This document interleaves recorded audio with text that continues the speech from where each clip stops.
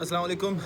ख़ुद कलामी में आज बात होने जा रही है कि ये जो मरीम नवाज़ साहिबा की वीडियो सामने आई, और ऑब्वियसली मरीम नवाज़ साहिबा की वीडियो नहीं थी, लेकिन जो अपनी प्रेस कॉन्फ्रेंस में जो वीडियो लेके आई और उसके अंदर एहतसाब अदालत के जज अरशद मलिक साहब का तज़किरा हुआ और बताया गया उसके अंदर कि किस तरीके से उनको उनकी मुबैना तौर पर इखलाक बाख्ता वीडियो दिखाकर, और ज़ाहिर है आप समझ गए होंगे कि वो वीडियो किस तरह की हो सकती है कि वो वीडियो ने कुछ लम्हे के लिए कुछ लोगों ने दिखाई और दिखा के फिर जज साहब के होशो हवास ज़ाहिर है कि गुम हो गए, और उन्होंने कहा कि अब मेरे पास दो ऑप्शन हैं। एक तो ये कि मैं ख़ुदकुशी कर लूँ, और दूसरा ऑप्शन ये है कि इनकी बात मान लूँ। तो खैर उस वीडियो में फ़र्दर ये बताया गया कि ज़ाहिर है कि नासिर भट्ट साहब उस वीडियो में मौजूद थे, और जो एक अहम किरदार थे वीडियो बनाने वाले वो वही थे।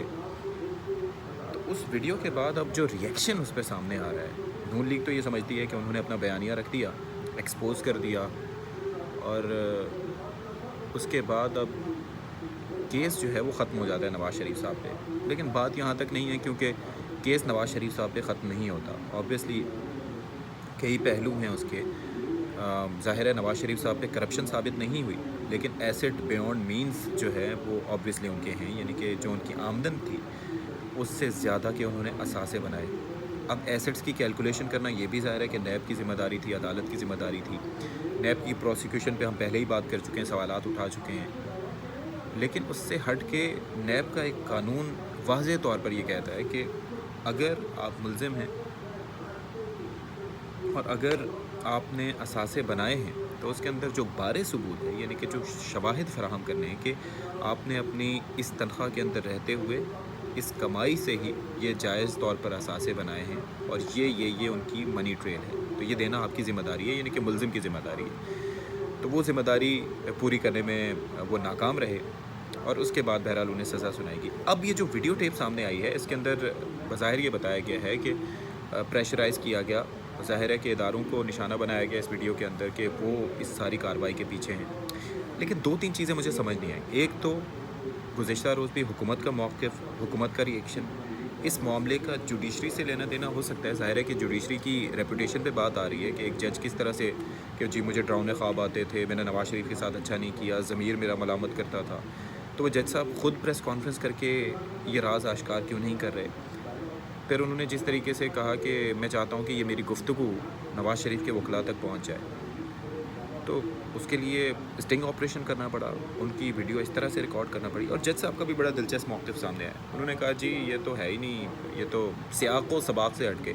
सियाक़ व सबाक़ याद है ना आपको, वो एमक्यूएम के क़ायद जब तकरीर किया करते थे तो उसके बाद जो भी उनके बयान होते थे, तो एमक्यूएम के जो पाकिस्तान में मौजूद लीडर्स होते थे, फ़ारूक सत्तार समेत दीगर, तो वो ये कहते थे कि भाई के बयान को सियाक़ व सबाक़ से हट के पेश किया गया है। तो यही सीन अभी यहाँ पर दिखाई दे रहा है कि वो कह रहे हैं कि सियाक़ व सबाक़ से हट के मेरे बयान को पेश किया गया, यानी कि वीडियो ज़ाहिर है कि जाली नहीं हो सकती। नासिर भट्ट जो कि एक क्रिमिनल शख्स है, सब कह रहे हैं, हम भी कह रहे हैं, तो ये सवाल तो उठाया जा रहा है कि वो उनसे क्यों मिला।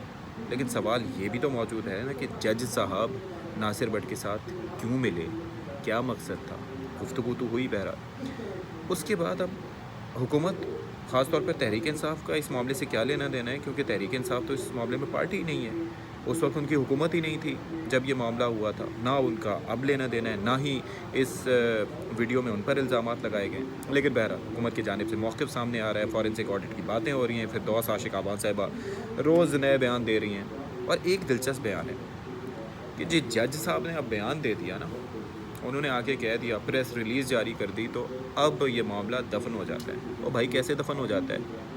शाह महमूद कुरैशी साहब जैसे सीनियर लीडर ये कह रहे हैं कि मामले की वीडियो की हैसियत नहीं रही। भाई कैसे हैसियत नहीं रही?